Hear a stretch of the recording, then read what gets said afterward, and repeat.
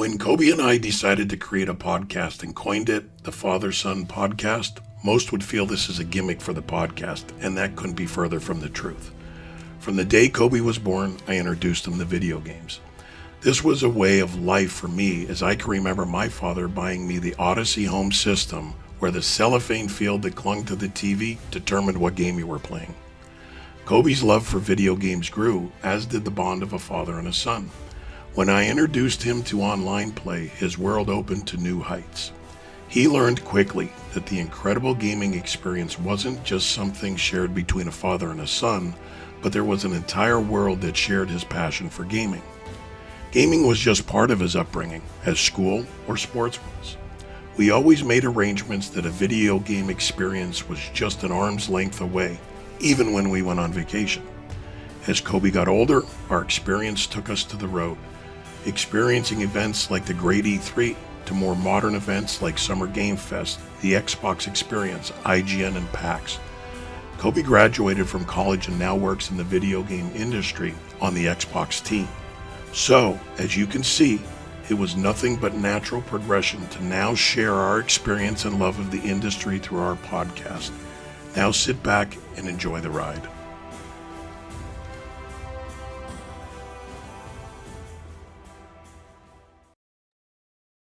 What is going on, everybody? Welcome to the Father and Son Gaming Podcast right here on Active Reload Gaming. My name is Kobe, aka Kobe127. That is Kevin, aka Octane699. Dad, you're looking away. How you doing? Well, I'm looking away because we just got banned from TikTok, and Nice. our stream is just pushed off of TikTok. Was it? That's why I'm looking away. So just can't figure this TikTok out, man. They got a hard nut for us, that's for sure. Oh, yeah. Yep. It's just... Hang on one second. Something is calling my phone, too. Either ways, yeah. So the thing is, we have no idea what's happening with it. It just keeps happening every time. So we got to investigate either ways. Happy Game Awards Nominations Day. The Game Awards nominations have come out. We're going to be breaking it down right here and kind of giving our predictions of who's going to win, the biggest, upsets, the most nominations. There's a clear most nominated game in history of the Game Awards. So we're going to start talking about that as well. But I think just from a high level, from before we get into it, this year's Game Awards, I think, is going to be very good for the industry. But with that being said, I would like to remind each and every one of you that we are the Father and Son Gaming Podcast. You can follow us right here on all of our socials on YouTube, TikTok, Instagram, Blue Sky, and Spotify. There's so many things anymore. We are at Active Reload Gaming on Twitter or X and Twitch. We're at Active Rel. That is with an REL, Active Rel Gaming. For the rest of the year, we are already here on November 17th. Thanksgiving is actually coming up here in the States very quickly. So we're going into a holiday period, and we're going to have to kind of shift some things around, do some pre-recorded podcasts for each and every one of you. I'm going to be traveling away from the computer, so don't worry. We're going to have some pre-recorded things ready for you all, but just going to give that as a heads up. So just going to throw the schedule up right here. Today, as we're talking about this, we're talking about the Game Awards predictions. Like I said, the nominations came out, so we're going to be breaking that down and just kind of going over it all. On Monday, the 24th, this will be a pre-recorded one. This is going to be the biggest releases that we're excited for of 2026. And a notable thing is December 1st is somehow missing. So we're going to be recording another podcast because I'm going to be traveling back from home from the Thanksgiving holiday, and we're going to come up with a topic and get it out to you guys. December 8th is what does Game of the Year mean? As we're moving into the actual Game Awards season, there's always a hot topic of what does these categories even mean? What does Game of the Year mean? What does it mean to you? So I think that's going to be a fun one to break down. Then December 11th, I will be at the Game Awards in person, and we are going to be trying to do something live. My dad will be here on the back end running the streams. So we'll see what happens there. You see how well I'm running the streams. The TikTok got shut down as I'm trying to run that one. So don't hold your breath on this one. So we'll see what happens. We'll try to get something out for you guys. December 15th, we're going to be doing our own Game of the Year show. We're looking to get together a pretty big panel of people and going over the Game of the Year for our own personal taste. So I think that one's going to be pretty fun. And then December 22nd, we are going to be talking about our favorite gaming holiday memories, just going over the holiday season. And then we are off until 2026. So sounds good. I think so. We're very excited for it all. Then in the top left corner, I see my dad pointing. It's going to be the Discord. So you can scan the QR code, join the Discord itself, and so on. So feel free to join it, come chat with us, and talk with us and build the community with us. So yeah. Dad, can you give me 2 seconds? I need you to talk to the people. Someone is knocking at my door. Sure. I am actually, we usually ask what I'm playing.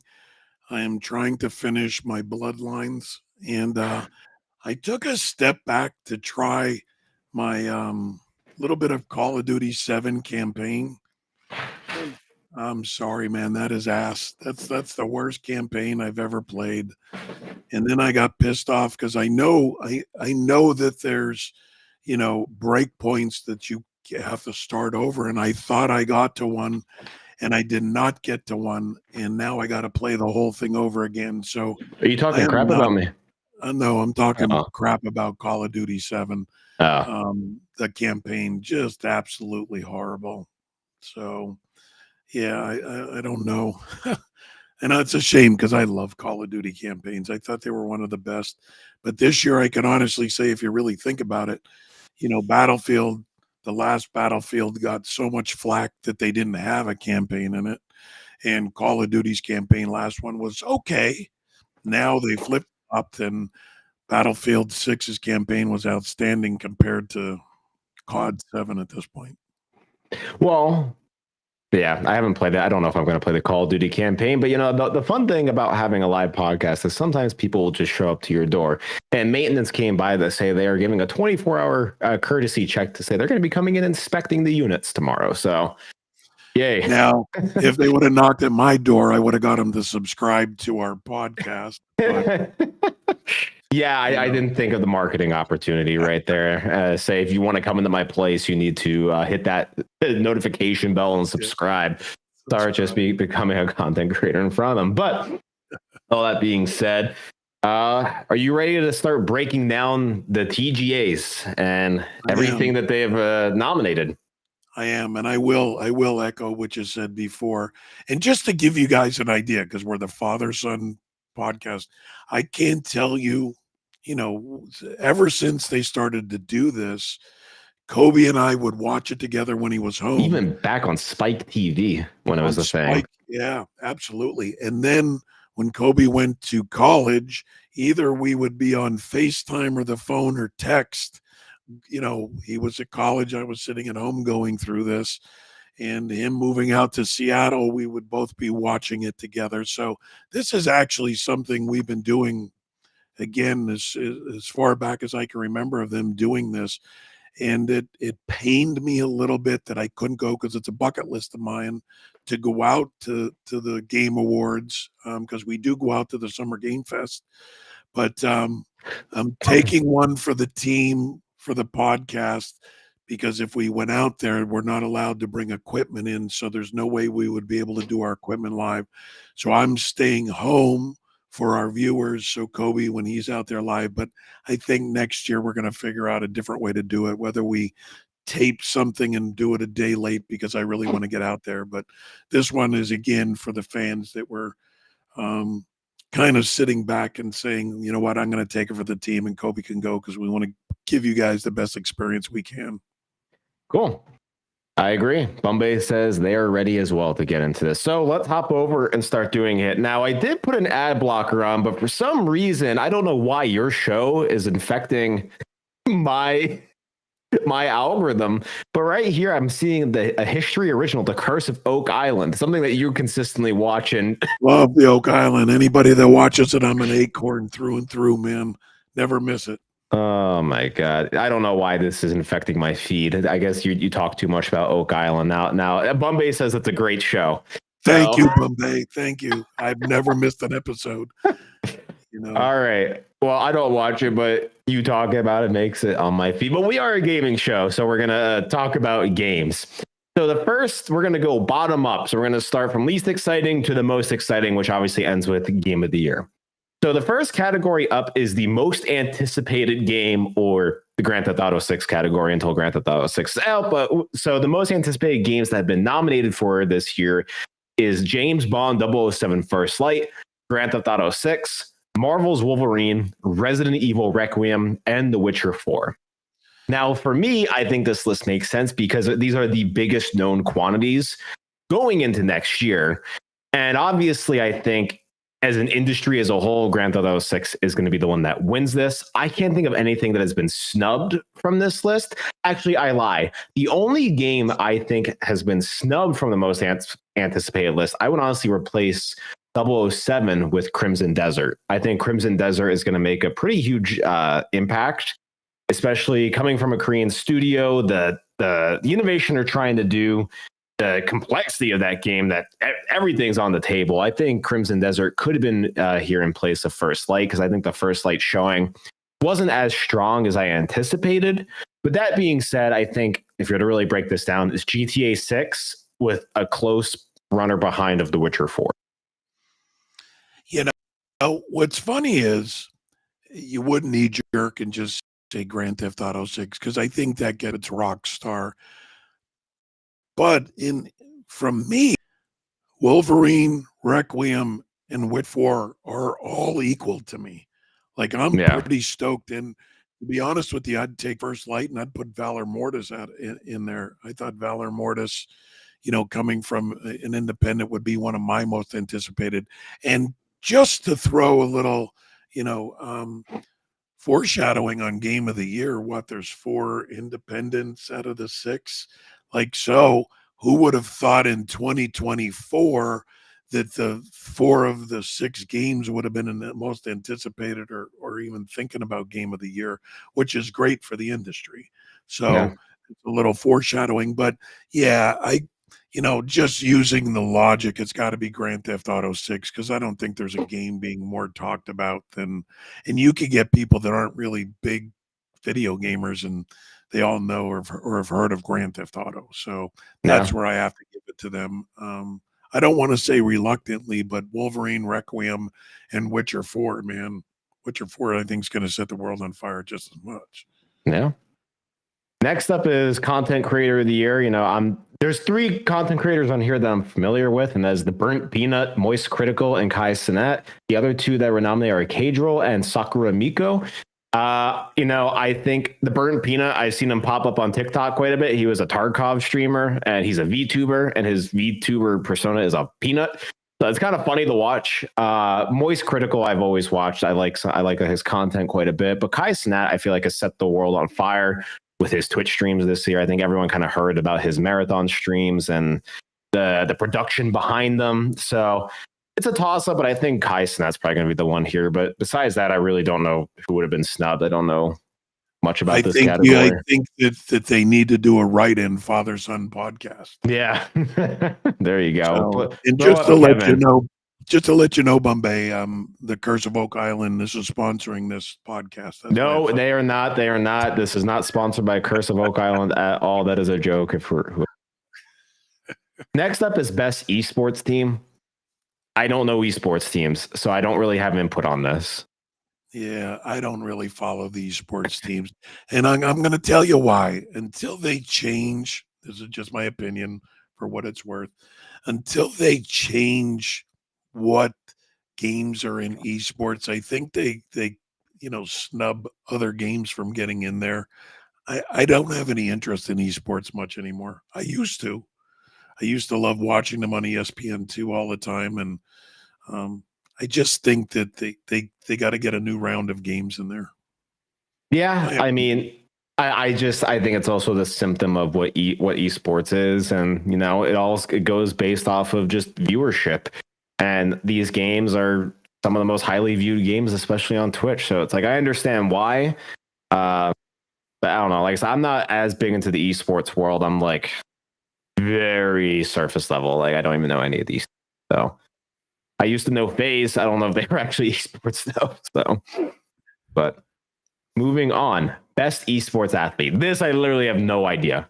I do not know any of the athletes in the esports realm, so I can't really comment on this one either. So Yep. You Nope. ready? I gotta move on with that one.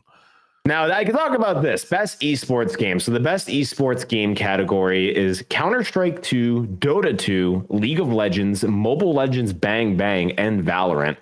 I feel like each year this is kind of the League of Legends category. You know, as much as I rightfully dunk on League of Legends, I know it's a popular game and it has its place in the industry. League of Legends has done a lot for esports, and it continues to update. It continues to put on numbers. That being said, I'm a Counter-Strike person. I've always liked Counter-Strike. I played a lot of Counter-Strike when I was younger, so I hope for Counter-Strike 2 to pull this through. And now I think good. I'm unaware of what Mobile Legends Bang Bang is. But that being said, I would have liked to see, especially because it was the final year for Halo Infinite, get a nod here. You know, the Halo Championship Series just happened here in Seattle. I know Halo Infinite doesn't have as big of a following, so probably is much more of a hotter take. Like I said, I'm unfamiliar with the esports world, and I said I don't really know what Mobile Legends is or have heard of it, but I think Halo Infinite getting a nod to close out its story would have been cool. Does Halo Infinite, they don't have the esports tag on it, do they? I think they do have esports competitions. Like I said, the HCS just happened, the Halo Championship Series. So I knew that, but that was the Halo Championship Series. I did not know that Halo had the tag of an esports game. yeah, I mean, I don't see, this is where it gets into an interesting conversation. Like, I don't know what qualifies to get an esports tag. Like, that's something I need to research. What qualifies the game being esports? I don't know. To me, it's just like, are you able to make a sports team out of it? Are you able to compete at a high level? I think that is where you can get esports, but maybe there is like a pretty complex process to roll through in order to get your game enrolled into like the official esports categories. I don't know. It's something that I would need to look into. I thought they were, because when I was following Gears, the most recent Gears, that they were trying to get the esports tag put to them. And Yeah. that's the only thing I know. Like, they couldn't get the esports tag put to them. But when you think about esports, man, Halo was the first with LAN parties doing this and really being the red versus blue.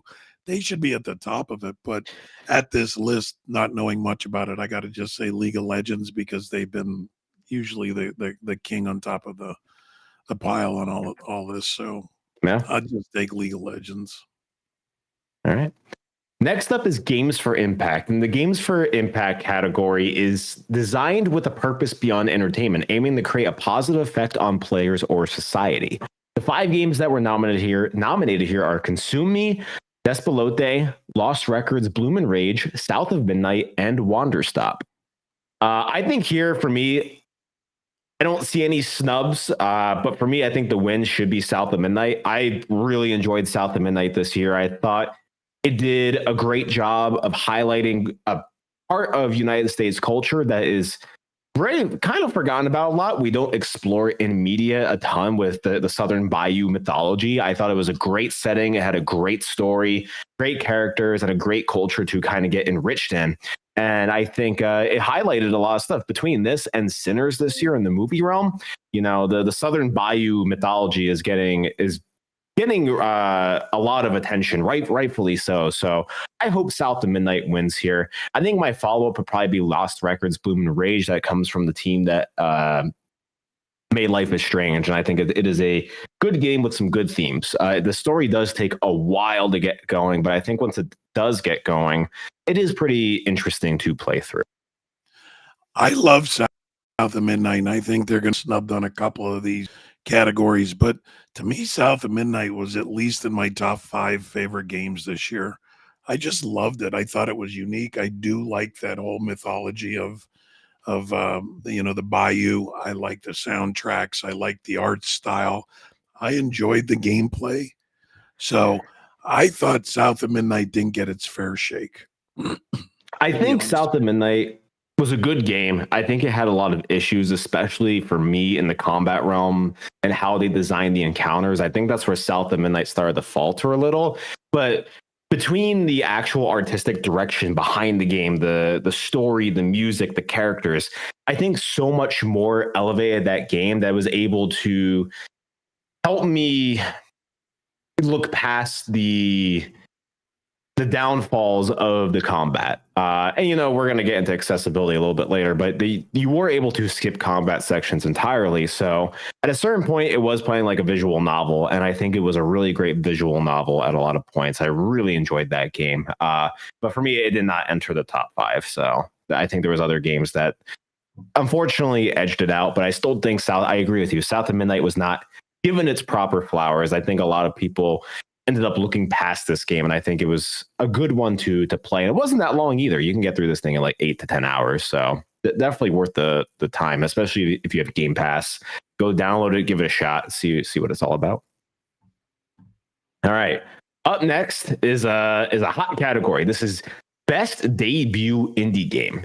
The 5 nominees for Best Debut Indie Game are Blueprints, Clair Obscur Expedition 33, Despelote, Dispatch, and Megabonk. Now, I have Dispatch. I've been meaning to play Dispatch, as a huge fan of Telltale games when they were around, with The Wolf Among Us, Walking Dead, Guardians of the Galaxy, Batman. I played almost all the Telltale games. I was a huge fan of that studio. Was heartbroken when everything happened with them and they got shut down. But a whole bunch of ex-Telltale devs left. They went to Ubisoft, and they left Ubisoft and formed Ad Hoc Studios. The development story behind Dispatch is pretty crazy. Then Critical Role, the D&D show, has actually saved Dispatch as a game. But yeah, I've been meaning to play Dispatch. So I'm glad to see that here. Megabonk is a 3D Vampire Survivors roguelite game. Despelote, I do know, is like a 2-hour game about like childhood, and it's like a coming of age set in Ecuador in 2003. So I think it has a really interesting concept. Blueprints took the world by storm earlier this year when it came out, being this puzzle roguelite game. But that being said, there's one major standout here that I think it's going to clear this category, and that is Expedition 33. Expedition 33 defined the games industry this year. And even if turn-based games aren't your thing, there is no denying the impact that Expedition 33 had on everyone. Just from a development standpoint, the story of how this game even came to be, all the acting talent they got behind it, this unknown studio coming into the forefront, dropping one of the best JRPG adjacent games of all time, taking so much influences from the Final Fantasies, from games that we all grew to love, and dropping it and making this game set in this weird, different setting of France. It was crazy. And yeah, Expedition 33 is absolutely going to clear this. Yeah, 100%. I do agree with Cherry Tomato Boy that I think Expedition 33 is going to run away with every category except for one, I think. But I definitely debut indie game, hands down. And just to talk about that real quick, I am not a turn-based guy. I never got into them. It's not that I dislike them. I think that it gets a little slow for me. But I played, I'd say 25% of Expedition 33, which I would like to go back and finish. I think that should be one of our podcasts. What games did you play this year that you need to go back and finish? Yeah. And I could fill out the whole podcast, but Expedition 33 is one of them. And again, that's coming from somebody that's not a turn-based guy, because I think they took turn-based, and I'm using turn-based in air quotes, and put that twist on it that I think appeals to more people like me. Like, I didn't feel that it was that traditional turn-based back and forth. So that's what I really loved about it. And I started to get engrossed with the story as well. Yeah. Well, we're going to talk about Expedition a lot more as we go on. So we can continue along. Any snubs from indie game this year? Anything that you wish you would have seen here? I know a lot of indie games came out. I think for me, now, debut indie game is a little bit of a tricky category, because what does debut mean? Is it I guess it's the studio's first title. So I was going to put a game in here, but I'm going to save it for later. But yeah, I think this is a pretty good list overall. Yeah, no, I think it's a great list overall, but Expedition's going to run away with it. Yeah. Next up is Best Community Support. The 5 games that were nominated for this are Baldur's Gate 3, Final Fantasy 14, Fortnite, Helldivers 2, No Man's Sky. I think this list, as we talk about community support and developers listening to the community and making things for them, You know, Baldur's Gate 3 and Larian Studios is always amazing. Larian is one of the best developers out there. I cannot think of a more passionate developer and one who cares more about the industry and one who cares about its player base. I feel like Final Fantasy 14 I've heard less and less of as time goes on. I know FF14 has made a huge impact and people absolutely adore that game, but I feel like I just don't hear about it as much anymore.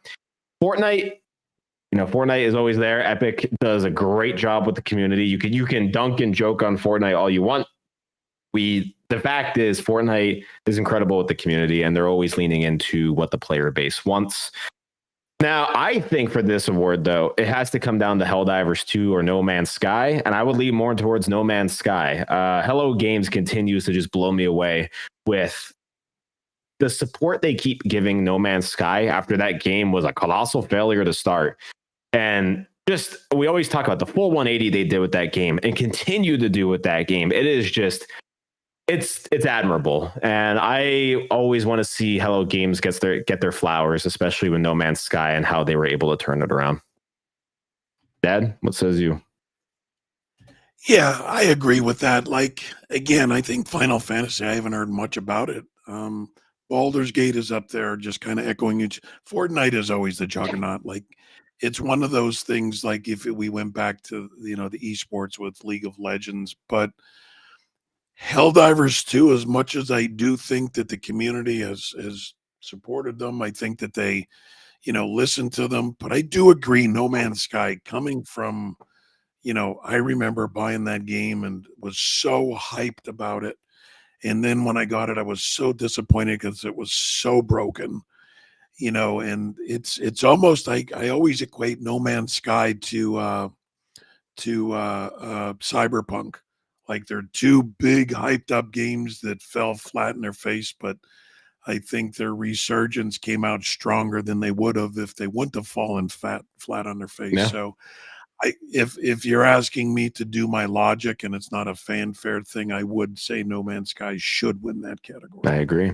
I agree, but I want No Man's Sky to win, but I think Fortnite is going to win. So that's my official prediction. But we can continue with the rest of the categories after a quick word about our website. Got games you don't play anymore? Turn that collection into cash at ActiveReloadGaming.com. It's fast, it's easy, and you get paid quick. Or if you are looking to buy, check us out on eBay or scroll through our Games by Console. Find us at ActiveReloadGaming.com. And we are back. The next category is one I'm going to yell about a little bit. Best adaptation. These are movies or television shows that have been adapted from the video game source material. The 5 adaptations here are a Minecraft movie, the Devil May Cry anime, the Splinter Cell Death Watch anime, The Last of Us Season 2, and Until Dawn. I'm going to let you start because I got some beef with this category. Well, one, I kind of said this earlier to Kobe. I didn't even know they did an Until Dawn. Like, I just never even heard of, a movie / TV show adaptation.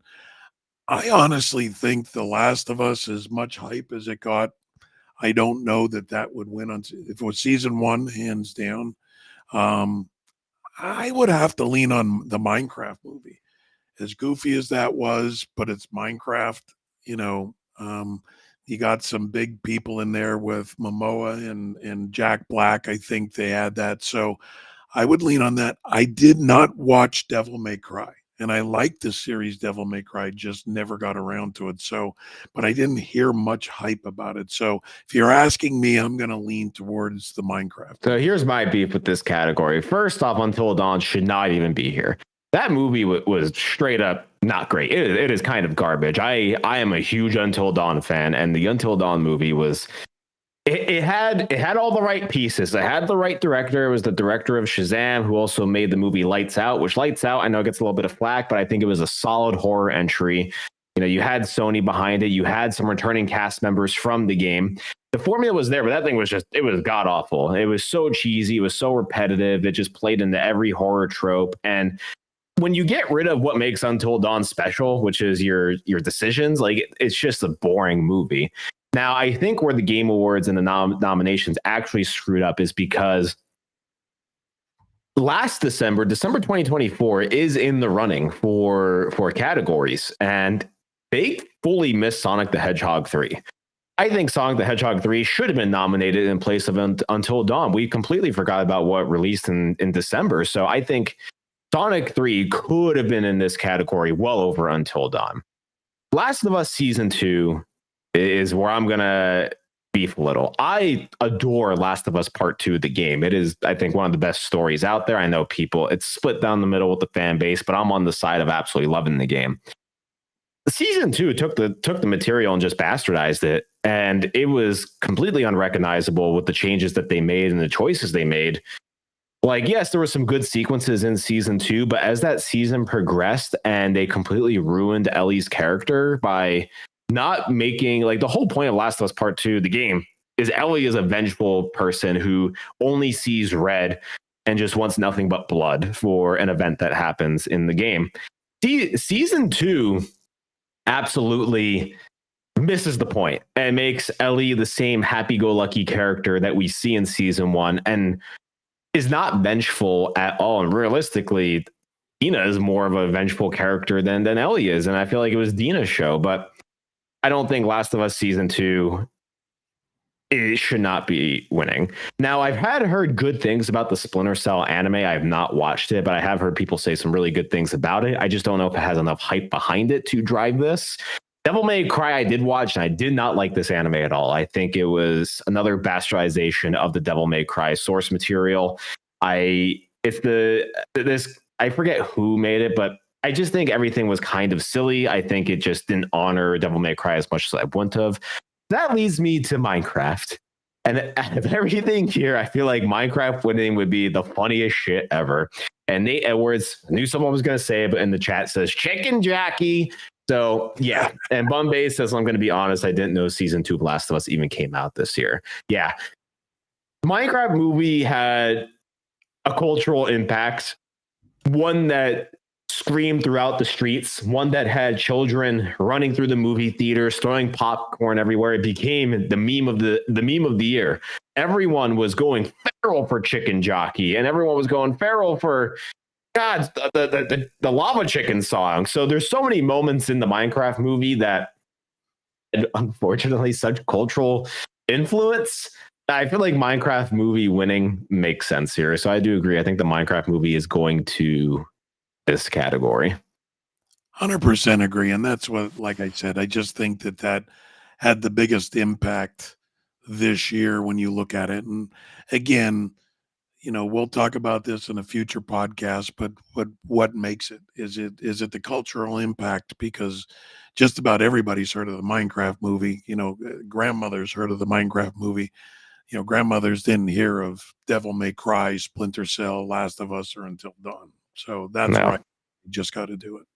Yeah. Next up is the best VR AR game. This is a category I wish we had DJ for, because I'm sure he knows about all these. But the 5 games nominated are Alien Rogue Incursion, Arcanage, Deadpool VR, Ghost Town, and The Midnight Walk. Now, I've been playing the translated version of Alien Rogue Incursion, which is from the VR mode to the 2D on a flat screen mode. I am familiar with The Midnight Walk as well. I feel like that is a game that kind of went under the radar earlier this year. It has stop motion animation. The graphics are super beautiful. It's a very short story, very puzzle mechanics heavy, and it looked like a pretty great game. Now, you and I saw the footage for Deadpool VR at Summer Game Fest, and it looked cool. But that being said, for me, I can't think of anything that would be a snub here. I'm not sure what really came out this year in the VR realm. That being said, I think Alien Rogue Incursion was probably the best one I've heard of. I would go between that or The Midnight Walk. I think those two actually did something for VR. Now, see, I did watch some Twitch play of Deadpool VR, and I thought it looked really good. I thought your Alien, Incursion to me didn't look as graphically astounding as it could have. And I thought Deadpool kind of looked best. So if I have to pick one here, I'm going to pick Deadpool VR. Deadpool VR. Is there any VR game that you're aware of that should have made the list? Which one was DJ talking about that he thought was so great this year? Or what about the Batman? Is that this year? I think that was last year. Was it? I get confused on when the break off is. Yeah. I'm not 100%. So, because I don't remember Batman being best VR game last year. Yeah, I don't remember. I feel like the VR category is always interesting. All right. Correct. Moving on. Best strategy / simulation game. 6 games were nominated for this category, and the 6 were Civilization 7, Final Fantasy Tactics: The Ivalice Chronicles, Jurassic World Evolution 3, The Alters, Tempest Rising, and 2 Point Museum. Now, I feel like, okay, I understand why Final Fantasy Tactics is here. That is a strategy game at heart. And I feel like it's either going to be this winning or The Alters. And I'm kind of pulling for The Alters. I think The Alters was a game that kind of went under people's radars earlier this year. I was able to demo it at Summer Game Fest. I know Shenplu in the chat before has talked about The Alters, saying it's actually an incredible experience. And I know a lot of people really enjoy The Alters and the kind of story that it brings. I still need to go and play it and finish it. That being said, I can also see Final Fantasy Tactics winning this category as well. And this is a remake of the game from the ground up. And I think people absolutely adore Final Fantasy Tactics. But I'm pulling for The Alters here. I don't think it's going to be Civilization 7 because Civ 7 launched well, but I think it has continued to get pandered over time from the fan base, as I think developers have just kind of let the game, they've been doing updates and it just isn't what people wanted. See, now I flip-flop there because I think Civ 7 or The Alters are going to be one of those two that gets the nod for the best strategy sim game. Civ 7 had so much hype before it came out. It had a lot of, player base playing it, and every other game gets a little bit of a hiccup, but I still see a lot of Civ 7 being streamed online. And I think it's going to be a toss-up. It's tough for me. I might lean towards The Alters, but I think Civ 7's the second runner-up to that. Interesting. I don't know, because I have not heard or seen a lot of people play Civ 7 post-launch. I tried it. It wasn't really for me, unfortunately. I've never really gotten into the Civ games. I gave this one a good, honest try, but it is what it is.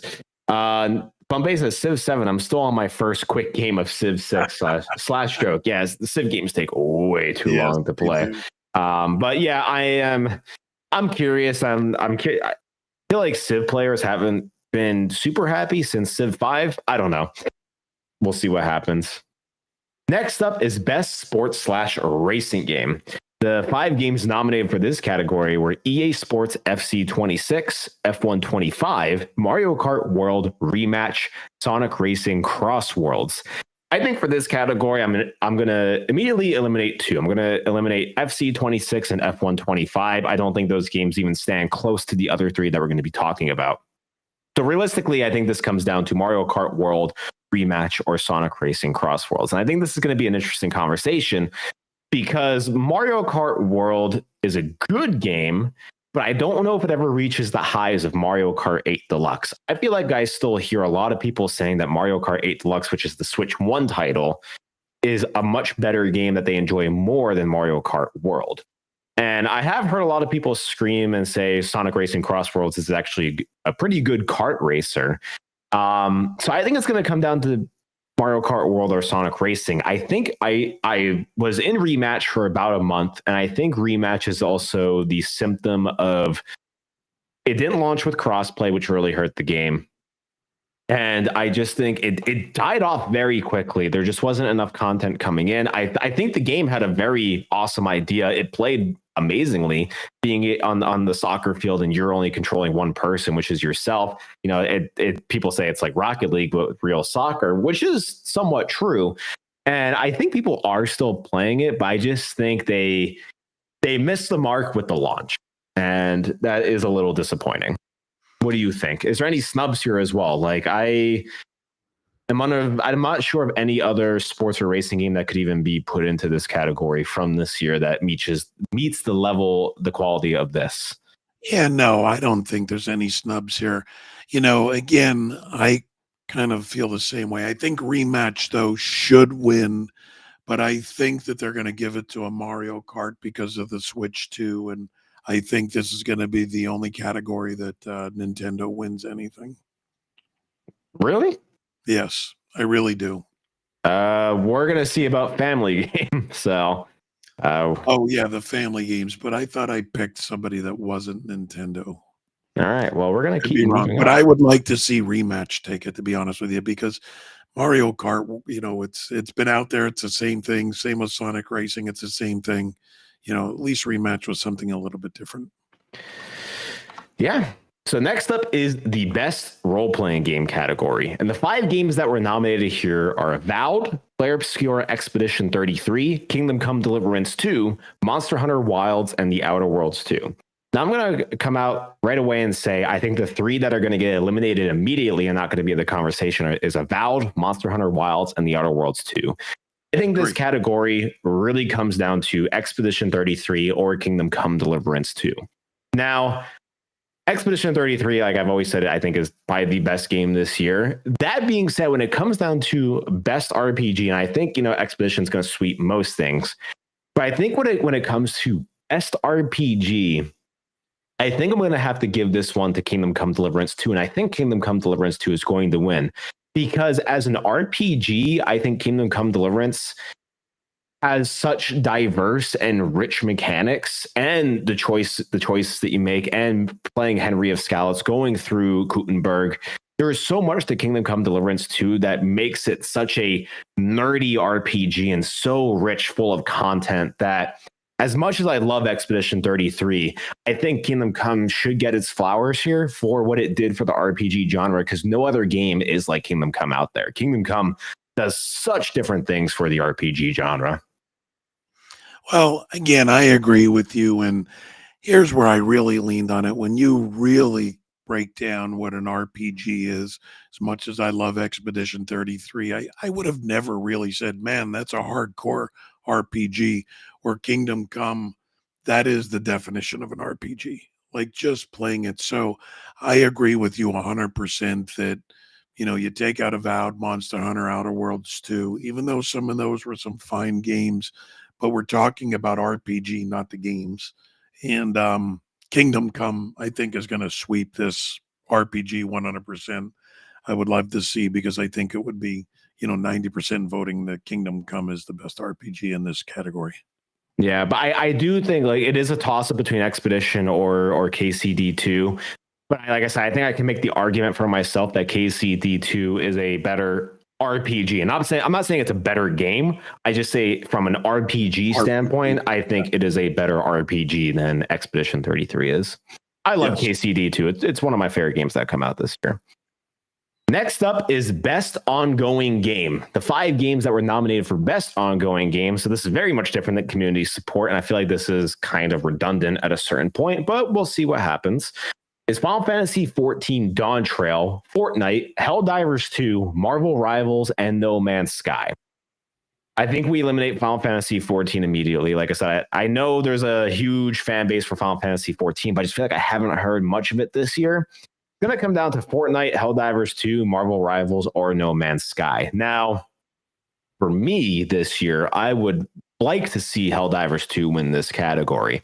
I think Helldivers 2 was releasing it on the Xbox platform, the absolute resurgence that it had, all the new content that they added with the game, especially with the Hive Lord coming out. It had its resurgence moment. Everyone came back and was like, Helldivers 2 is amazing. Also, partnering up with Halo and having actual ODSTs drop in was such a cool moment for the game. Nate Edwards says Marvel Rivals, and that is one of the juggernauts here. Marvel Rivals has been very much the new Overwatch that has been taking the multiplayer world by storm. And in terms of multiplayer games and hero shooters, Marvel Rivals is a juggernaut itself. I think No Man's Sky always gets its flowers and it should continue to get its flowers, but I think, this year, I think there's just some other juggernauts. Fortnite is always in the way too. So, but for me this year, I want Helldivers 2 to win, but my prediction, I think, is going to be Fortnite winning again. Yeah, I kind of agree with you, but I think that my prediction is going to be Marvel Rivals winning this year. I think that it's one of these things that Fortnite's just got the nod so much. And I do believe that Marvel Rivals came on like a whirlwind this year. And it's everywhere I turn, I'm seeing streaming of Marvel Rivals. And I think that that's going to win it this year, to be honest with you. Helldivers 2, if it keeps going the way it is, that would be one that would win next year if they kept going with it. I don't think Helldivers 2 has been long enough, because to me, I think that it lost a little bit of steam until it went to Xbox. Oh, 100%. So that's where I said where, again, Fortnite's always been, it depends what season it is, if it's going to be super hot or just hot.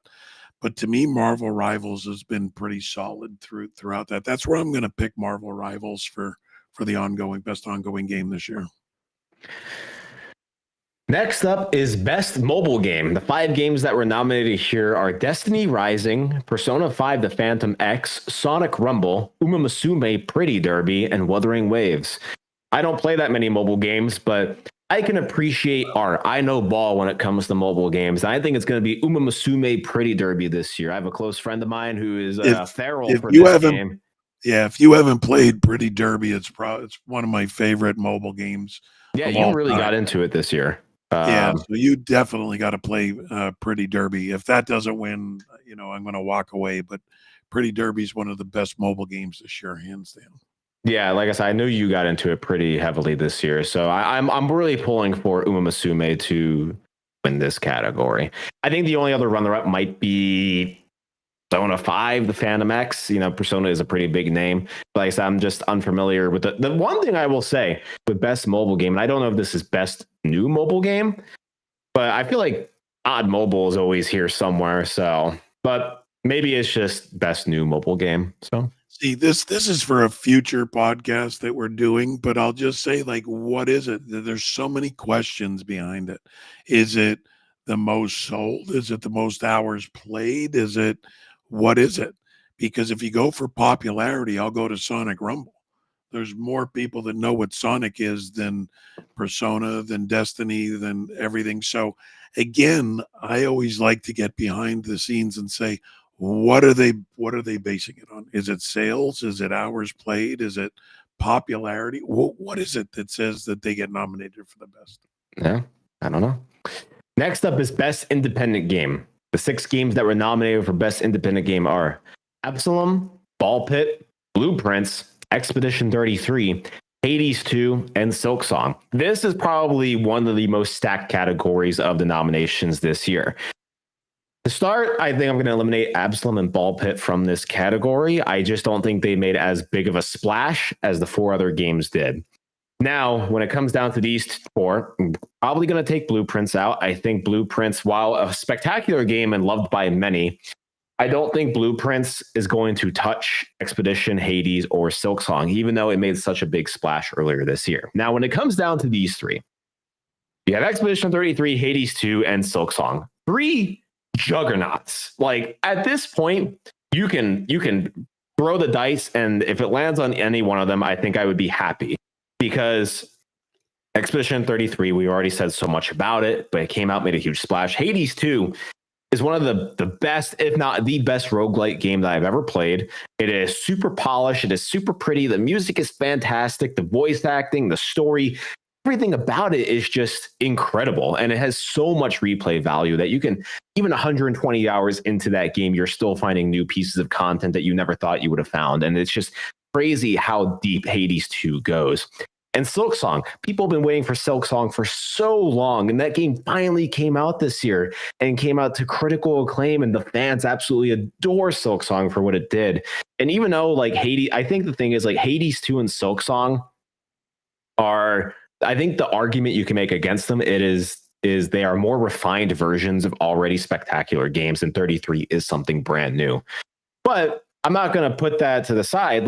Hades 2 and Silksong are just absolutely phenomenal. So at this point, I think for Best Independent Game, I think it's going to be Expedition 33 who wins, but I would like to see Hades 2 win, because I want Hades 2 to at least get one nod here at the Game Awards. Well, again, I agree with everything that you just said here, but I think the biggest key point that you made was Expedition was new. Yeah. I think that's where it's going to come out, that it's an original starting IP, and I think that's where it's going to get the nod. But I agree with you with 80s too, with Silk Song. My goodness, like everybody was clamoring for that. I mean, how many game shows we've been to this year that everybody's yelling out Silk Song, and not seeing anything. And again, I think Silk Song was really, really an anticipated game for a lot of people, but it's not a brand new IP because this category is stacked right now. Yeah, fully agree. But like I said, at the end of the day, if any of these four win, I'll be happy. I think each of them deserve their flowers in their own regards. Next up is Best Fighting Game. The 5 games that were nominated this year were 2XKO, Capcom Fighting Collection 2, Fatal Fury City of the Wolves, Mortal Kombat Legacy Collection, and Virtua Fighter 5 Revo. I think the one that's probably going to win this year is 2XKO. It is the new fighting game by Riot Games. I think next year is going to be a much more exciting year for the fighting game category with the official launch of 2XKO, the official launch of Invincible Versus, and Marvel Tokon Fighting Souls. I think we're going to have an absolutely bang year. And if NetherRealm comes out with whatever their next project is, you're going to have a stat category for fighting games. But this year was a little light on the fighting games. So, and I think the reason why they put 2XKO, because it released in early access, is, like I said, not many fighting games even came out this year. So they needed to fill that category. So I think 2XKO is going to win, but I hope Mortal Kombat Legacy Collection wins. I know it has its own issues, especially with the multiplayer. But that being said, Mortal Kombat, we talked about it with Nate Edwards when he was on the podcast, after the podcast, like Mortal Kombat has such a great lineage, and having all those classic games in one package is awesome, especially getting Mortal Kombat 4. I think that it actually got off the arcade cabinet and is finally on the package. And there's so many other classic titles, even from the GBA era. Like, yeah, I hope that wins just for a retro gaming standpoint. Yeah, I agree with you. I think 2XKO is going to win this one. But I have a love and always will have a love for Mortal Kombat. And, having that legacy collection, like you said, of all the games, it's just a must for any collection. But it was lackluster for fighting games this year. And I do agree with Nate that, next year, and that next year is going to be the year for fighting. And Nate Edwards says Legacy made him so upset, so bad. So like I said, I think this year was just super light on the fighting game. So unfortunately, I think this category is going to go to 2XKO. There isn't a lot of competition here. Best Family Game. The 6 games that were nominated here are Donkey Kong Bonanza, Lego Party, Lego Voyagers, Mario Kart World, Sonic Racing Cross Worlds, and Split Fiction. I think the one thing with this category that I do want to shout out is every year everyone always says this is the Nintendo category. So I'm very happy to see 4 titles that are not Nintendo related. So it actually has a lot of good competition. For me personally, it comes down to the Donkey Kong Bonanza or Split Fiction. And I would love to see Split Fiction win because of the co-op nature with it. It was super fun to play with my girlfriend. She absolutely adored it. I adored it. I think where Split Fiction falls, though, is it doesn't innovate as much. Like, it is a more refined version of It Takes Two. Yes, it's a whole new story, but it's very much the similar style where it's a whole bunch of different levels and co-op and everything's different mechanics. But Split Fiction really just felt more of like a refined version of It Takes Two, and it doesn't take as many risks as It Takes Two did. So I think, for me, I think the winner of this category is going to be Donkey Kong Bonanza. DK Bonanza was an absolutely spectacular game. I think they innovated for the 3D platformer genre, just like Astrobot did last year, especially with having fully destructible environments for a Donkey Kong game. Like, this is the second 3D Donkey Kong game, 3D platformer in existence. The first one being Donkey Kong 64. So given the big guy a second chance and him coming out swinging like he did, I think DK Bonanza is probably rightfully winning this. But I do hope to see Split Fiction get some flowers. Well, again, I said, define family game, because when you look at Donkey Kong Bonanza now, I take a look and say family game. My wife can probably sit down and play Donkey Kong Bonanza, get in not knowing, anything, and just have fun with it. Can she get into Split Fiction and do it? Probably not. But I think Split Fiction should win this category, but I do believe that it's going to be Donkey Kong Bonanza. Yeah. I love Donkey Kong Bonanza. I thought it was fun, super fun to play. But again, I just think that Split Fiction was more, when you say family, that's where I'm saying, like, co-op game. Yes, hands down co-op game. I don't know where Donkey Kong Bonanza would be a co-op game. Donkey Kong Bonanza is a co-op game. No, I'm saying where it would be one to play and be fun, where to me, I think Split Fiction as a co-op game is more fun. Donkey Kong Bonanza, I think, is more fun the way I look at it as a single player game. Oh, yeah, because it does have a co-op component. I have heard it's pretty fun, but Split Fiction is so well designed for co-op. But yeah, it is a better co-op. So you're back down to what are they defining as a family game? That's where I get hung up on. To me, I think family game is something that of all ages can play. So, well, then again, I think Donkey Kong would win. If that's what you're telling me, the definition would be yes, anybody can pick up Donkey Kong Bonanza and just run around and play and smash things, which is very fun. Next up is Best Action Adventure Game. The 5 games nominated this year: Death Stranding 2, On the Beach, Ghost of Yotei, Hollow Knight Silksong, Indiana Jones and the Great Circle, which I want to call out good to the board for recognizing a game that released in December of last year because it missed the cutoff, because Indiana Jones was phenomenal. One of my favorite games of last year, and Split Fiction. Now, for me this year, Death Stranding 2, I want to win so badly for this category. I adore Death Stranding 2. I adore Kojima's vision with this game, and it's audacious. It goes out there. It's bizarre, but I love Death Stranding 2, and it is in my top 5 games of this year. I don't want to spoil my top 5 because we will have that for later this year. But yes, I want Death Stranding 2 to win so bad, and that is my pick for winning this category as well. I think the one snub here, just because I think it was underrepresented in the games industry, and a lot of people missed it, was Hell Is Us.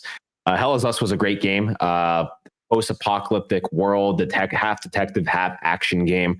I think Hell Is Us was cool, but it released at the wrong moment, and I think a lot of people missed out on it. I'm going to go out on a limb here because I looked at this and I think Indiana Jones should win. And I'm going to explain this. 1, Death Stranding is again a 2. Ghost of Yotei is technically a 2. Hollow Knight is technically a 2. Split Fiction technically done a 2. Indiana Jones, to me, really revolutionized that movie video game genre. And I still, to this day, have not played a video game that felt more like playing a movie than Indiana Jones. So when I take a look at the best action adventure game, I have to tip my hat to Indiana Jones. I want that to win so bad because everybody else is a second. This is a first. And I really think they did that super well. But is it technically a first when it's based off the movies? Because it's just... Yes, we're talking video games here. But I think we can agree that Death Stranding 2 is most likely the one to win because, the industry loves Kojima. Yeah, I know. Yeah, but no. Well, we'll see. Indiana Jones. You want to make a bet on? You want to make a bet on this? We can make a bet here. You already lost a bet. You already lost a bet with me already. Yeah, I did lose a bet that Split Fiction was not nominated, but I can run this one back with this one if you want to take that bet. All I heard all year, Split Fiction's going to be nominated. No, it's not. It's going to be nominated. No, it's not. You want to bet? You got all hepped up. Do you want to bet on it? I'm like, sure, I'll bet. And what I heard was a $50 bet. It was $5. Stop adding the zero. Stop adding the zero. I heard 50. But next up is Best Action Game. The 5 games nominated for this category are Battlefield 6, Doom: The Dark Ages, Hades 2, Ninja Gaiden 4, and Shinobi Art of Vengeance. It pains me to say, but I don't think Doom: The Dark Ages should win this category. Doom is one of my favorite games, if not my favorite game of all time. But The Dark Ages, while it was a great video game, it doesn't touch Hades 2 for me. Hades 2 is a much better video game. It does so much for the roguelite genre and actually refines something that was already great. Like Doom: The Dark Ages goes forward in a lot of areas and also takes a couple step backs in some areas. Ninja Gaiden 4 here, I'm super happy to see that being here. Shinobi Art of Vengeance is also cool seeing here. I would have flip-flopped this with Ninja Gaiden Ragebound, but I think, both are equally as good in my opinion. Battlefield 6, great to see that here. I think it is awesome to see Battlefield 6 here. But I mean, now, what are they constituting as an action game? Because, for me, in terms of action, are they just basing off the single player or the multiplayer? Like, if we're going to do that, I would have swapped Shinobi with Arc Raiders. I would have put that as an action game as well, but to each their own. So, yeah, I think, for action this year, I'm looking at the games that I played throughout the year. I think Arc Raiders could have fit this category. I think Silent Hill F could have probably also fit because it was a horror action game as well. But I think this category would is Arc decent. Raiders would Arc have made the cut? Yes, because Arc Raiders is nominated in one of these categories. Okay. So Yeah, I would think Hades 2 is going to take Yeah. this one. because I love Doom, but I don't think Doom didn't have as much oomph behind it as I wanted it to this year. See, I love this Doom because, I think that it was at a better pace for me. See, I come off of as Eternal being one of the best first-person shooters ever. I love that fighter jet style. Like Eternal was like the top of its game for me, and I love the Dark Ages. It's a great game. It's like an 8 out of 10 for me, but I still think it dips quite a bit from Eternal, but it's still a great game overall. Yeah, no, I liked being the tank more than the jet fighter. So, but I think Hades 2 is going to take this one with no issues. Same. Next up is Best Score and Music.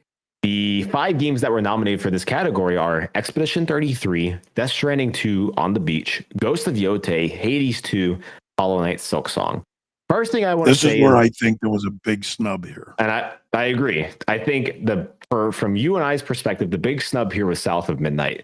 South of Midnight had such an electric soundtrack, really tapping into that Bayou era of music and really honing in on that culture. And I would have replaced Ghost of Yotei with South of Midnight's soundtrack.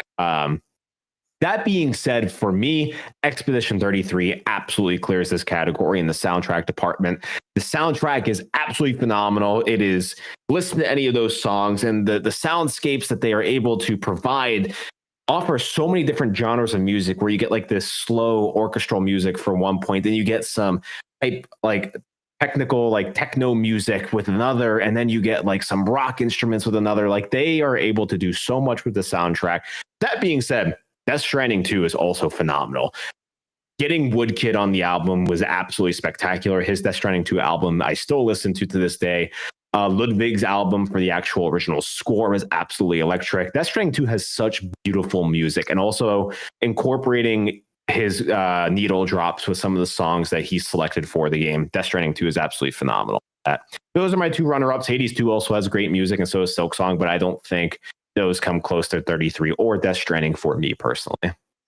Well, again, I would have given it to South of Midnight. That would have been my guess, but 100% agree that if South of Midnight's not on here, it's going to go to Expedition 33 without a doubt. I mean, I agree. I think the score of that was quite unique. I like when they do those heavy scores. So yes, Expedition 33 for me. Next up is Best Performance. 6 games were nominated in this. Well, technically 4 games were nominated in this category, but 6 performances were nominated. So 3 people from Expedition 33 were nominated. You have Ben Starr for Verso, Jennifer English for Mael, and Charlie Cox, for people who don't know, is Daredevil for Gustav. Then you have Erika Ishii for Ghost of Yotei, Troy Baker for Indiana Jones and the Great Circle, and Konatsu Kato for Silent Hill F. The big thing I will say with this category, there's a couple things that I would have switched. One, Troy Baker did incredible as Indiana Jones. He really nailed that Harrison Ford caricature. I think it is a crime that they did not nominate him for Higgs for Death Stranding 2. I think his performance as Higgs clears his performance as Indy in that game. He was an incredible villain and was really Joker-like in Death Stranding 2 and had so many memorable scenes. The other thing is, I love Charlie Cox as Gustav in Expedition 33. He did phenomenal, but I would have put Andy Serkis as Renoir in that category. But How do you feel about this category? For me, it's going to be an Expedition actor. And I think they're going to give it to Ben Starr as Verso. But I'm going to be happy with either him or Jennifer English. I think both of them did absolutely phenomenal. I'm going to go with Charlie Cox just because I like Daredevil. But I'll tell you what, you haven't said it and we overlooked it, but the Silent Hill performance for Kato, she did outstanding. Yes, I think her performance as Hanako, the main character, like she was, I agree. I'm glad that she is here. Like, right. I think a lot of people are overlooking it, but I agree. Her performance was absolutely stellar. And as you get further into the madness and how she's able to represent a lot of these different emotions and addictions, it gets crazy. I'm glad that she has her flowers here. I'm glad that Silent Hill made that kind of impact with the performance. 100%, because to me, I think she should get it out of all of this because Expedition's gonna, get all the categories. But if I had to pick one that I wanted to win, it would be her. But I'm gonna go with Charlie Cox on this one. I think it'd be funny for the meme because Charlie Cox, I still think doesn't know he was in a video game. He was just recording lines. That's narrative. Expedition 33, Death Stranding 2, Ghost of Yotei, Kingdom Come Deliverance 2, and Silent Hill F. Going to be Expedition 33. Expedition 33's narrative was absolutely phenomenal. I also love Death Stranding 2's narrative. Silent Hill's narrative is also pretty great. I have not finished Yotei, so I don't comment. Kingdom Come Deliverance 2's narrative was also great, but Expedition 33 actually brought tears to my eyes by the end of that game. So did Death Stranding 2, but Expedition just does so much for a tale of grief, and I think they do absolutely wonderful with it. Yeah, again, I'm with you. Expedition 33 is going to win this, but I'm going to push Silent Hill as a close second. I really do. If Silent Hill wasn't, again, how many iterations of it, I might put it above there. But because, again, Expedition 33 being the first iteration of it, it was just the narrative was incredible. So, but I like Silent Hill as my second. Yeah.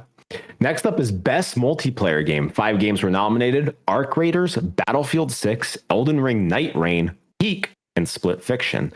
I think this is a great list. I'm a little shocked that Elden Ring Night Rain is here. I do like Night Rain quite a bit, but from a best multiplayer perspective, I don't know if it was best multiplayer this year, but From Software has that staying power. They make great video games. But for me, I love Battlefield 6 so much. It was great. I'm going to give it to Arc Raiders. Arc Raiders has me in a chokehold right now. I think it has taken everyone by storm. It is an incredible multiplayer experience. It has kind of redefined the extraction shooter genre. And, I'm glad that Peak is here as well. Peak definitely deserves its flowers. A great indie multiplayer game that also took the world by storm. And so many people were just posting such funny clips from that game. I know Split Fiction is there, but Arc Raiders, I think, has such a chokehold on the industry and players at the moment that I think Arc Raiders is so new and so fresh that's going to be in people's minds when they vote about this game. And it's just super polished and super fun to play. I think you hit the nail on the head. Arc Raiders is just, it has taken the extraction shooter by storm right now. And, I think if that didn't drop, Battlefield would have done it, but I think it's whatever's fresh in their mind right now. And, Arc Raiders definitely on top of the game. So hands down, I think that's going to be a unanimous pick there. Multiplayer is going to be Arc Raider. Yep. Next up is Best Game Direction. Clair Obscur Expedition 33, Death Stranding 2, Ghost of Yotei, Hades 2 are Split Fiction. I think it's going to come down to the top 2 games. Are you going to pick Expedition or Death Stranding 2? And I think there's a case to say that Death Stranding is going to win. Once again, the industry loves Kojima. Kojima is wild with his directing. Like, no one directs like him. So and now it's can Expedition 33 dethrone Kojima? And I think there was a high chance because of how good that game direction was, just from a directing standpoint and a storytelling standpoint. I'm happy with either one of these winning. I love both of these games so much. No, you have to give this to Kojima. I don't think the Expedition 33 has earned their wings enough for game direction to take down a Kojima. I'd be upset if Expedition 33 took him off his throne for the direction. Game directors, there's no one better than him. We'll see. Best audio design: Battlefield 6, Expedition 33, Death Stranding 2, Ghost of Yotei, and Silent Hill F. I think this is a great category here. That being said, I want to shout out Silent Hill. Very happy to see that here. I'm actually surprised that it's here, and I think that had some pretty good audio design. But for me personally, my pick for this category is going to be Battlefield 6. Battlefield 6 had incredible audio design. The way that they were able to actually design the soundscapes in the war environments, they actually have different audio mixes that you can play with in the game. And the one called War Tapes VAL is so immersive from an audio standpoint. Like when you hear the jets flying over and bullets whizzing past you, like they did such an incredible job with the audio design in Battlefield 6. No shade to the other games, but I just think Battlefield 6 it upped its game with the audio design in this category. Yeah, I definitely take Battlefield 6. What's funny as I'm reflecting on what we're talking about here today, I don't know that you and I have ever agreed on so many categories going through this as this year, because usually we're, again, he says left, I say right, you say salt, I'll say pepper, but this year we're agreeing on a lot of it. And I agree, like Battlefield, the sound design of that just hits heavy with it. So, I'm 100% with that as Battlefield. I would be happy if any of them won at this point, because I think all of them had great sound design, but Battlefield should edge out everybody. The one thing I will say, though, I will not be mad if Expedition wins, because nothing beats that parry noise. That parry noise is so satisfying. Cherry Tomato Boy says Expedition feels like a game led by writing, while Death Stranding is very much a singular directors-led game. And for the Expedition folks in the chat, you can say it's writers versus painters. So, but yeah, I think with the direction, it can really go either way. And I'm not going to be mad if either or wins it, because I think both had stellar direction. But I just said from like an industry standpoint, Kojima is a juggernaut to go through when it comes to directing. All right, we're coming up to the final stuff. Best art direction. Claire Obscure Expedition 33, Death Stranding 2 On the Beach, Ghost of Yotei, Hades 2, Hollow Knight Silksong. You lead this one. I need to take a sip of water. Yeah, I think that this one would either go to Death Stranding 2, or I can see Ghost of Yotei squeaking this one out. See, I think for me, out of all of them, Ghost of Yotei is the weakest one in this category. I think it's a good like direction, and I think it has its own merits. But that being said, I just don't think it comes close to any of the other games mentioned here. Like for example, when you look at the art design of Hades 2 and Silksong, they have such a distinct visual characteristic. And I think the visual characteristics of Hades 2 and Silksong are more, what's the word I'm looking for? Creative than the photorealism of Ghost of Yotei. So I like the creativeness of Hades 2 and Silksong and what they were able to do with those styles.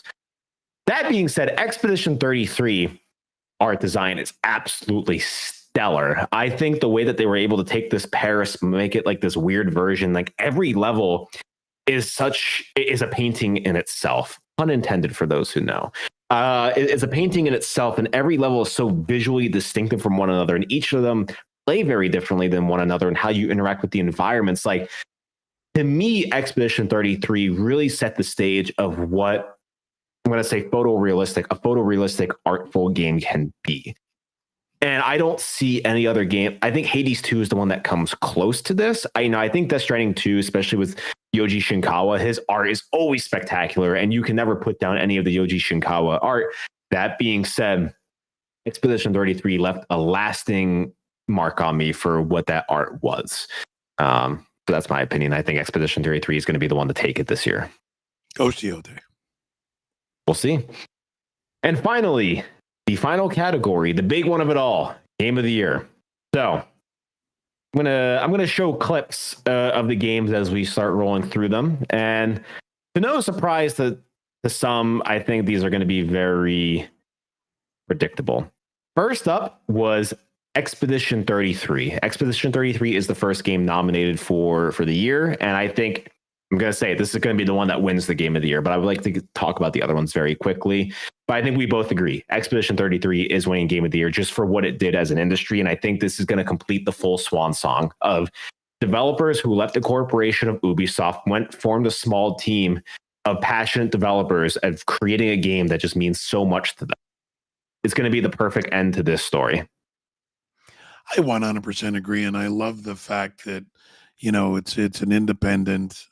It's showing that we had this conversation before with a lot of these at the game of the year that's independent. I love the fact that what it's going to do for the industry, because my opinion is that a lot of the AAA studios, they're doing the rinse and repeat. They're not taking any type of this was a creative risk.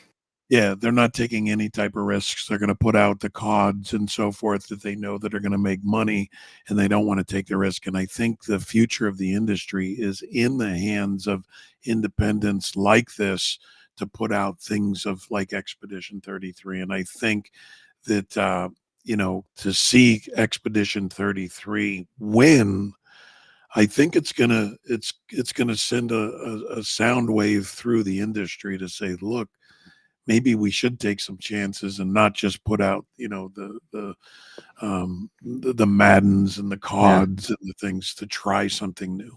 And I think when Expedition 33 wins, it's going to break the industry and it's going to break the internet as well. I think everyone's going to applaud it, rightfully so. And I think I agree with you. It's going to send a shockwave down the industry's spine. Correct. The next game that was nominated was Death Stranding 2 on the beach. I absolutely love Death Stranding 2, and I knew this was going to be a lock. As soon as you put a Kojima game out there, you can always guarantee that it's going to be innovative and weird in some way. He tells incredible stories. Not for everyone. It's very on the nose sometimes, but Death Stranding 2 continues this weird genre of porting, of being a porter, of walking, delivering. But this one actually refined Death Stranding a lot and became much more of a Metal Gear Solid action game. Absolutely loved it, and I think it was well-deserved being here. Yeah, I wasn't really a fan of Death Stranding 1 because, like everybody else, I thought it was a UPS simulator, just walking and delivering stuff. Which is so wrong, because once you get further, it's not that anymore. But I understand why people say it at first. I did not finish Death Stranding 2, but it is on my list to finish.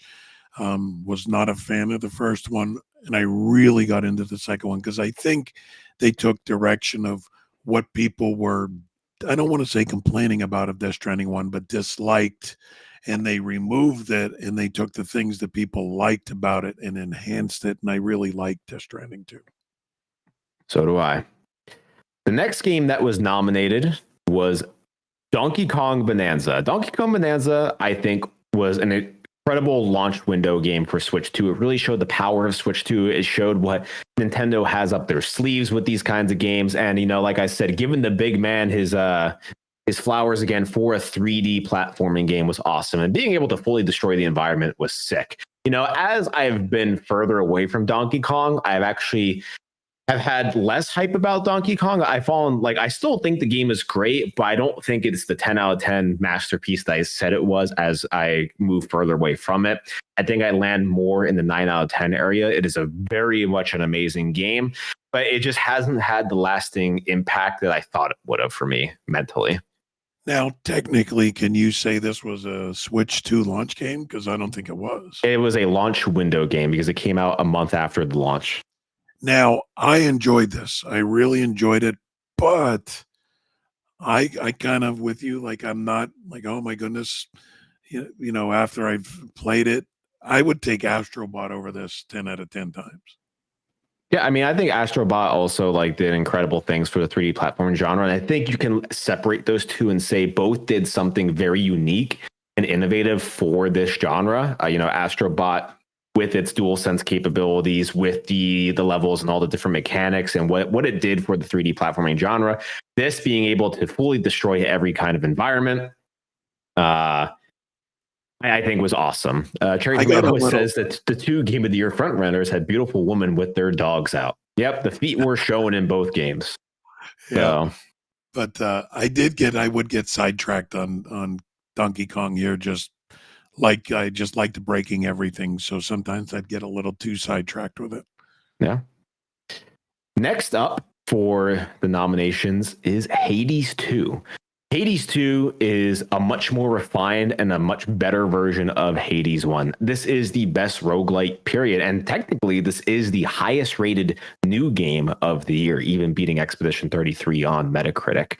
Hades 2 is just phenomenal. I have no notes about this game. Like, this is like the definition of a perfect video game. Like I said, from gameplay to graphics to soundtrack to story to writing to voice acting to replayability value, it literally hits everything that you can possibly want from a video game for something that's only $30. And you are, like I said, still discovering stuff 120 hours into the game. Like, this game can last people up to 90 to 100 hours to see the full ending of the game. Like, just, well, bravo from Supergiant Games. They are absolutely nailing their craft. And Hades 2 is absolutely behemoth of a game. But I don't think it beats Expedition 33 because of Expedition 33's newness and what it's done.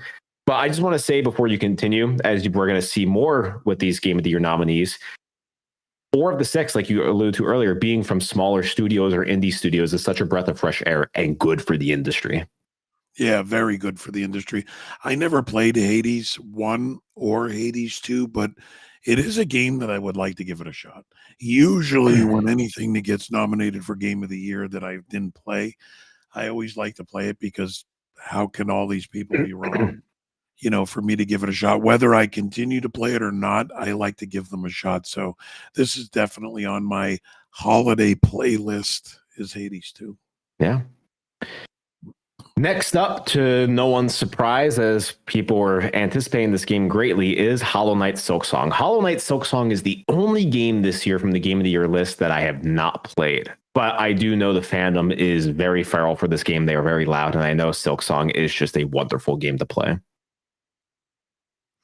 Yeah, I have not played this either, but as I alluded to earlier in the podcast, that, you know, all the gaming conferences and shows that Kobe and I have been to, everybody was screaming Silksong, Silksong. So there is a massive following with this. And again, it's on the Game of the Year contender. So I would love to give it a shot. Yeah.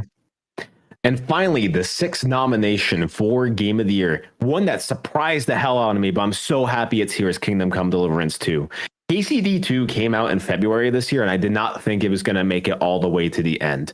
And I'm so happy that it did, because Kingdom Come Deliverance 2 is probably one of the most audacious RPGs that I've played, and is one of the coolest and most epic since like Oblivion came out. Like, it does so many different things. It innovates so much for the RPG genre that this being here is so good. I absolutely love KCD2 and what it does just for role-playing games in general. Like, not every game should be like KCD2, but this being as successful as it was and people just absolutely adoring it, like, yeah, this thing is so warranted to be. This is a game that I got from Kobe. I loaded into my Xbox.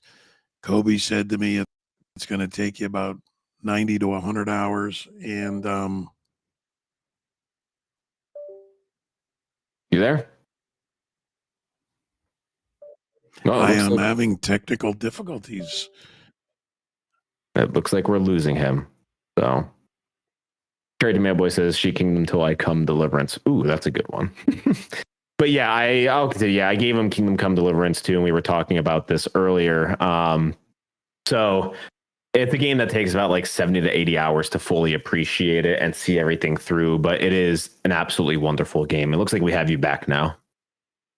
Yeah, and I had loaded it up, and then Kobe told me that it takes 80 to 100 hours, and I'm like, I got to play these other games for the podcast. So it's been sitting there, and that is definitely one that's for my holiday play that I'm just going to jump into because it's right up my alley.